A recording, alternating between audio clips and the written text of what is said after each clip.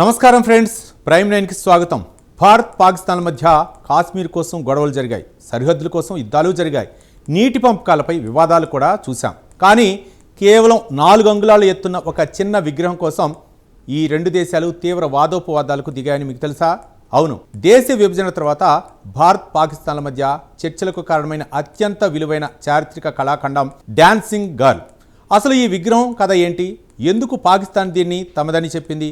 చివరికి అది ఎలా భారతదేశానికి వచ్చింది తెలుసుకుందాం. 1947 భారత్ స్వాతంత్ర్యం పొందింది.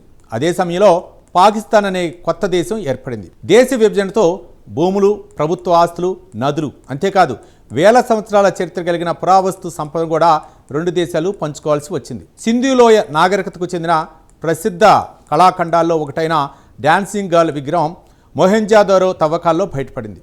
ప్రత్యేకత ఏంటంటే మొహెంజోదారో ప్రాంతం దేశ విభజన తర్వాత పాకిస్తాన్లోకి వెళ్ళింది. దీంతో ఆ విగ్రహం మా భూభాగంలో దొరికింది కాబట్టి మాదే అని పాకిస్తాన్ వాదించింది. ఆ సమయంలో భారత దౌత్యవేత్తలు, పురావస్తు నిపుణులు కీలక పాత్ర పోషించారు. దేశ విభజన సమయంలో సుమారు 12,000 చారిత్రక కళాఖండాలను భారత్ పాకిస్తాన్ల మధ్య విభజించారు. ఆ ఒప్పందంలో భాగంగా ప్రసిద్ధ ప్రిస్ట్ కింగ్ శిల్పం పాకిస్తాన్కు వెళ్ళగా డాన్సింగ్ గర్ల్ భారతదేశానికి దక్కింది. అప్పటి నుంచి ఈ అరుదైన విగ్రహం న్యూఢిల్లీలోని నేషనల్ మ్యూజియంలో భద్రపరచబడింది. ఇక్కడే కథ మరింత ఆసక్తికరంగా మారుతుంది. చాలా మంది ఈ విగ్రహాన్ని ఒక నర్తకిగా భావిస్తారు, అందుకే దీన్ని డాన్సింగ్ గర్ల్ అనే పేరు వచ్చింది. కానీ కొంతమంది పురావస్తు నిపుణులు మాత్రం వేరే అభిప్రాయం చెబుతున్నారు.